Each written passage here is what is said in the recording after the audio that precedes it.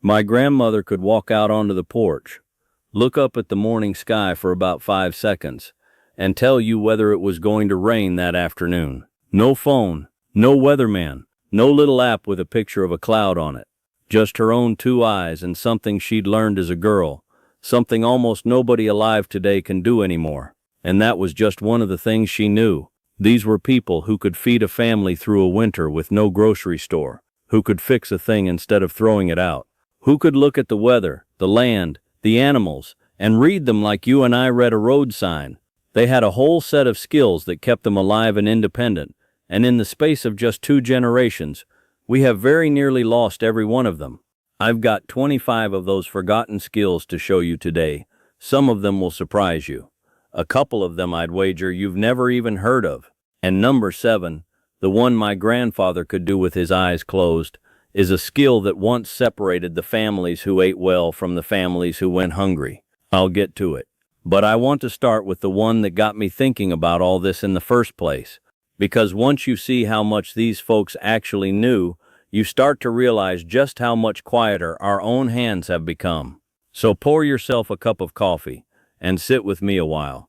If you love the old ways of doing things, the real skills, the kind nobody writes down anymore, go on and subscribe. I put up a new one every single week. Let's begin. 25 forgotten skills our grandparents had that almost no one alive can do today. Number 1. Reading the weather with nothing but their own eyes. I told you my grandmother could do this, and I want to show you how. Because it wasn't magic, it was knowledge. She watched 3 things. First, the sky at morning. A red sky at dawn meant a storm was coming, and she had a little rhyme for it. Red sky at morning, sailors take warning. That red glow meant the good dry air had already passed and wet weather was moving in behind it. Second, she watched the smoke from the chimney. If it rose straight up, fair weather was holding. If it hung low and curled back down toward the ground, the air pressure was dropping and rain was on the way. And third, and this is the one folks never believe, she watched the animals. Cows lying down in the field, birds flying low, ants building their little mounds up high. The animals felt the pressure change in their bones long before we ever could, and she knew how to read them. She was right more often than the fellow on the television. And here's the thing, this wasn't a gift, it was a skill. Anyone could learn it. Almost no one does anymore, because we've all got a little glowing rectangle in our pockets that does the noticing for us. We stopped watching the sky, and when you stop watching, you forget how to see. That's what most of these skills have in common. We didn't lose them because they stopped working. We lost them because a machine came along and did them for us, and we quietly let the knowledge slip through our fingers. Keep that in mind as we go, because by the end of this list, I think you'll want to take at least one of them back. Number 2, telling the time by the sun.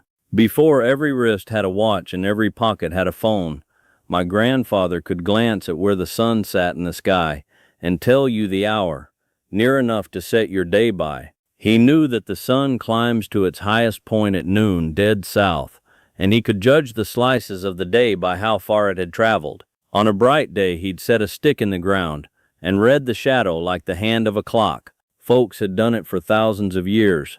A shadow in the sun was the first clock the world ever had.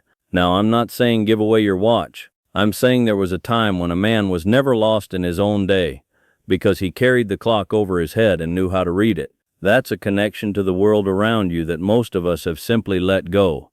My grandmother's knowledge could have died with her.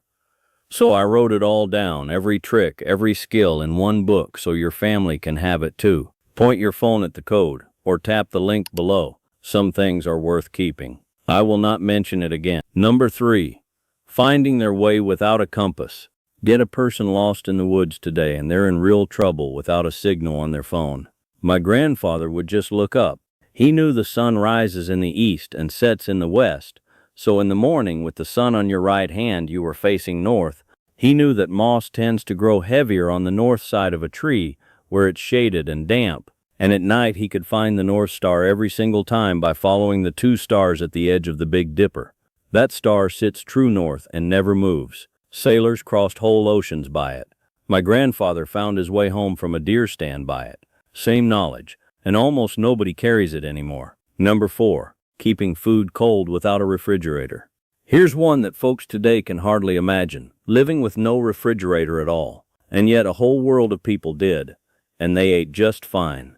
The secret was the root cellar. My grandparents dug down into the earth below the frost line, where the ground stays a steady 50-some degrees all year round, cool in summer, and never freezing in winter. They'd store potatoes, apples, carrots, turnips, whole crocks of food down there, and it would keep for months. The earth itself was the refrigerator, and it ran on no electricity at all. They understood something we've forgotten, that the ground just a few feet down holds its temperature steady no matter what the weather does up top.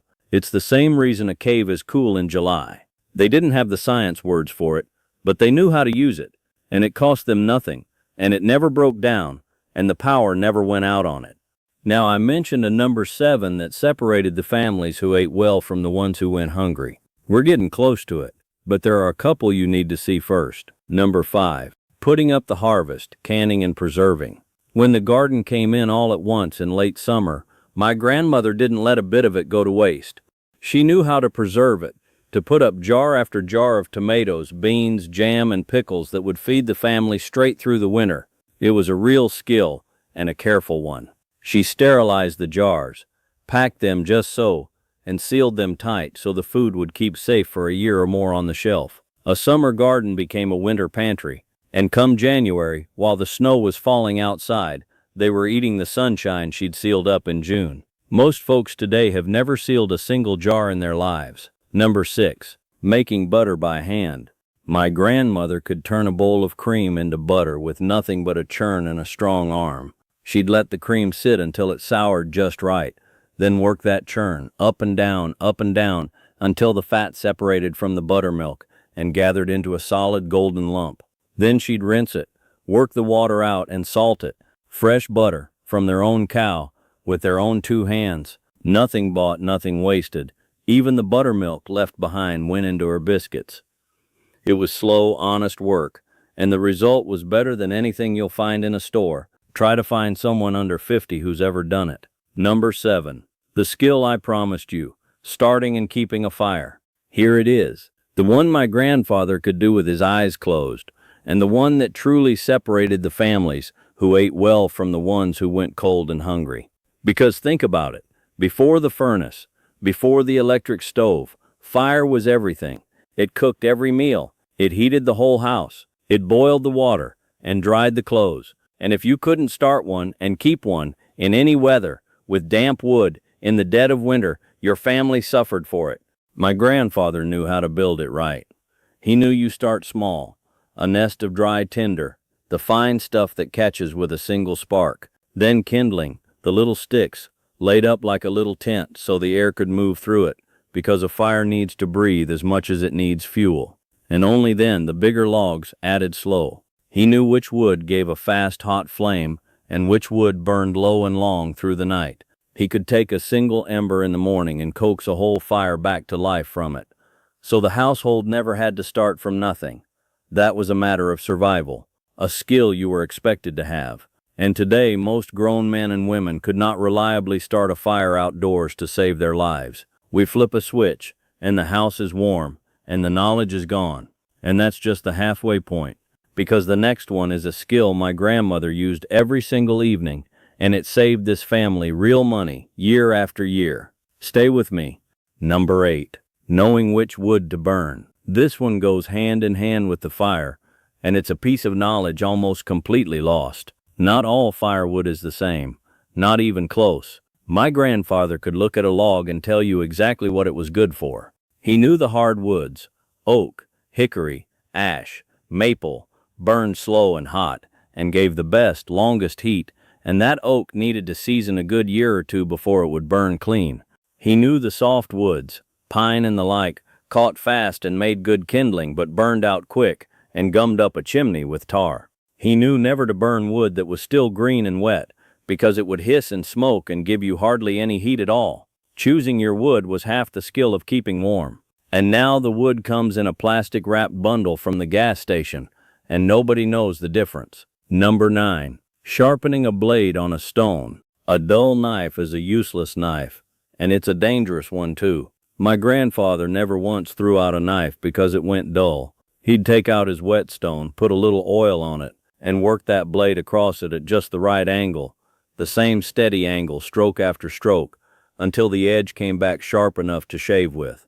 He did the same with the axe, and the scissors, and the garden tools. A good blade, cared for, lasted a lifetime and then got passed down. Today folks let a knife go dull, and then buy a new one. The stone sits in a drawer, if they own one at all, and hardly a soul knows how to use it. Number 10. Mending and darning, making clothes last for years. Here's the one my grandmother did nearly every evening sitting by the lamp. When a sock wore through at the heel, it did not go in the trash, she darned it. She'd weave new thread right across the hole, over and under, until it was whole again and good for another winter. When a seam split, she sewed it. When a knee wore thin, she patched it. A single pair of good trousers might last 10 years or more because it was mended again and again. And it saved this family a real fortune, because clothes were bought to last a lifetime, not a season, and a needle and thread kept them going. Now a thing tears and we throw it out, because almost nobody left knows how to make that simple repair. Number 11. Sewing a garment from nothing but cloth. Beyond mending, my grandmother could make clothes from scratch. She could take a length of plain fabric, or even an empty feed sack, and the flour companies knew it. So they started printing their sacks in pretty patterns, just so women could sew dresses from them, and turn it into a shirt, a dress, an apron, a set of curtains. She measured, she cut, she stitched it all by hand or on a treadle machine with no electricity at all. To make your own clothing from a flat piece of cloth is a genuine art, and it's very nearly gone. Most folks today couldn't sew a button back on, let alone a whole shirt. Number 12. Knitting and crocheting the warm things. The sweaters, the socks, the mittens, the blankets that kept the family warm through the winter. My grandmother made them, with 2 needles and a ball of yarn by the fire at night. She could follow a pattern in her head and turn out a pair of warm wool socks that fit better and lasted longer than anything from a store. It kept idle hands busy, and it clothed the whole family for the cost of the wool. And when a sweater finally wore out, she'd unravel it and knit the yarn into something new. There are still some who keep this skill alive, bless them, but it's a fraction of what it once was. Number 13. Baking real bread from a living starter. My grandmother baked the family's bread, and she did it without a packet of yeast from the store. She kept a sourdough starter, a little living bit of dough fed with flour and water that she kept alive on the counter for years. Some families passed their starter down for generations. From that starter came the rise in every loaf. She knew how to knead the dough until it was just right, how to let it prove by the warmth of the stove, how to know by the feel and the smell when it was ready for the oven. Fresh bread, every week, from flour and water, and a little living culture she tended like a pet. Try asking around and see how many folks keep a starter going today. Number 14. Wasting no part of the animal, rendering fat. When my grandparents had meat, not one scrap of it went to waste, and that included the fat. My grandmother would render it down, melt it slow over low heat, until it turned into clean white lard she could keep and cook with all year. That lard fried the eggs, made the flakiest pie crust you ever ate, and greased the pans. The bits left behind became cracklings for the cornbread. Nothing thrown out, nothing bought that they could make themselves. To use every last part of what you had, that was the whole way of thinking. And it's a way of thinking we've almost entirely lost. Number 15. Preserving eggs to last through the winter. Now here's one I'd bet money most of you have never heard of, and it solved a real problem. Hens lay plenty of eggs in the warm months, and hardly any in the cold. So how did they have eggs all winter, with no store to run to? My grandmother preserved them. She had a method, folks called it water glassing, where fresh, unwashed eggs were put down in a crock with a special solution that sealed the shell and kept the eggs good for many months. Come deep winter, when the hens had all but stopped, she still had good eggs put by from the summer. It's a piece of knowledge so far gone that most people today don't even know it was possible. And yet it kept families in eggs year-round for centuries. Number 16. Growing food from seed and saving the seed.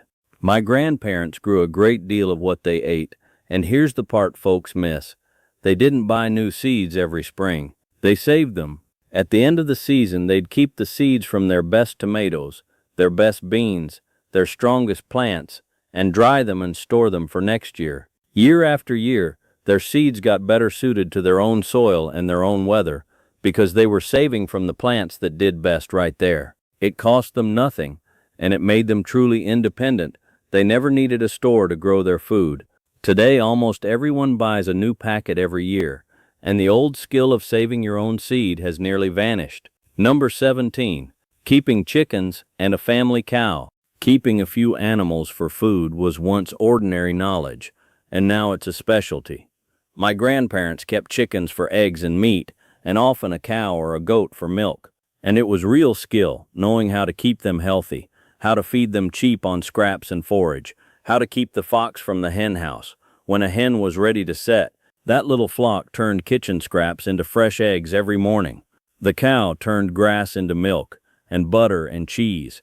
It was a quiet kind of wealth, a family that could feed itself. Most people today have never so much as gathered an egg from under a hen. Number 18. Doing the figures in their head. Here's a skill that slipped away so fast it's startling.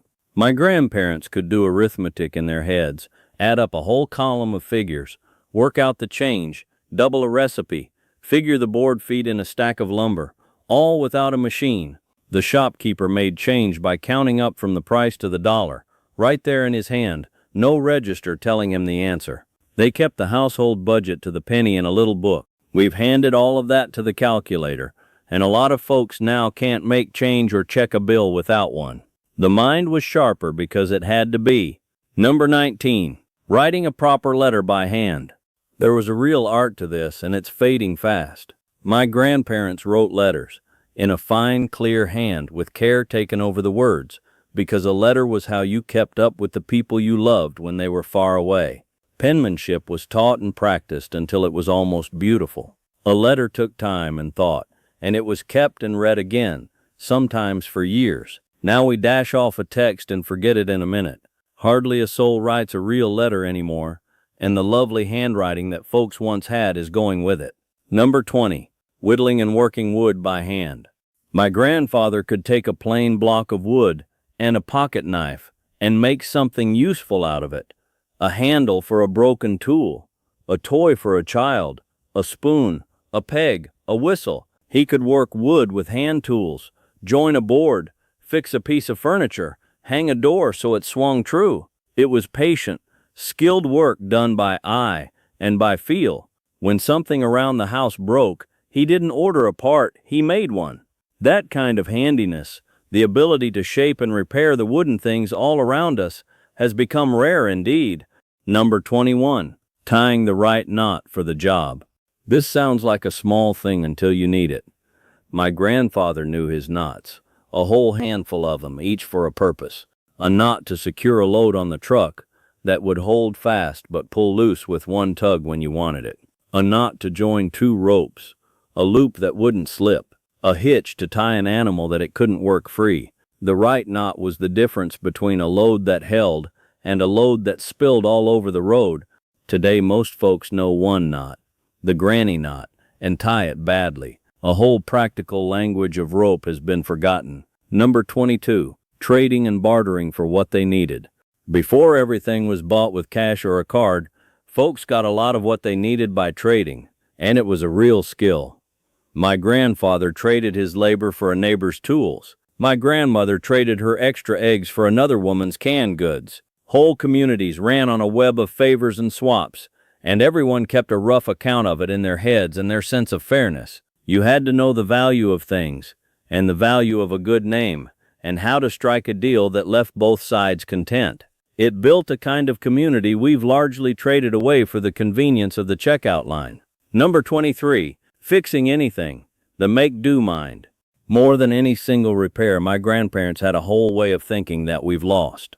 When something broke, the first thought was never, where do I buy a new one? It was, how do I fix this? They could patch, splice, solder, sew, glue, and rig up a repair on almost anything in the house, because they had to, and because they'd watched their own parents do it. A broken thing was a problem to be solved with your own two hands, not trash to be hauled away.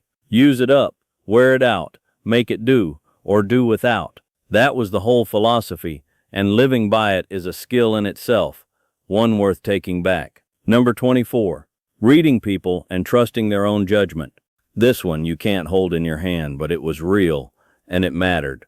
My grandparents were good judges of character. Without a screen between them and the world, they learned to read a person, a handshake, a look in the eye, whether a man's word matched his actions. They made their own decisions by their own good sense, and they weren't easily fooled because they dealt with people face to face their whole lives. A deal was often sealed on a handshake and a look, and that was binding. That kind of hard-won judgment, that ability to size up a situation and trust yourself, is harder to come by in a world where so much passes through a screen. Number 25. Passing it all on, telling the stories. And here's the last one. And in a way it's the most important, because it's the skill that carried all the others. My grandparents were keepers and tellers of knowledge. Sitting on the porch of an evening, they passed down everything: the recipes, the weather signs, the remedies, the family history, the hard-won lessons, by telling it out loud to the young ones who sat and listened.